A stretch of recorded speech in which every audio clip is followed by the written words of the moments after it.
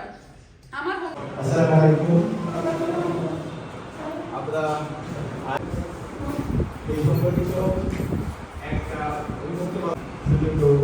নির্বাহী অফিসার যে ব্র্যাকের প্রোগ্রাম ব্র্যাকের যে উপজেলার সমস্যায় আবেদন হোসেন দায়িত্বে অতিথিবৃন্দ যাদেরকে আমরা স্পেশালি আপনার রোগের শিকার হয়, তো সেইগুলো কিভাবে লোকালি মোকাবেলা করা যায় বা তাদের সাপোর্ট হয়।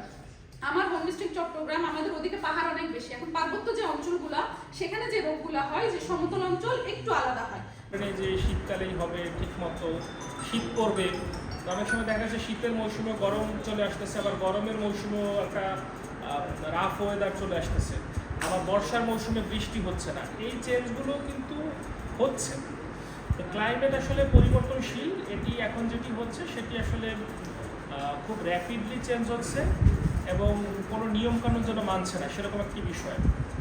এই এই যে জলবায়ু বা আবহাওয়া, এটি যে এত দ্রুত পরিবর্তন হচ্ছে, এর ফলে মানুষ, প্রতিবেশ এবং প্রাণীকুল যারা রয়েছে তারা মারাত্মকভাবে ক্ষতির শিকার হচ্ছে।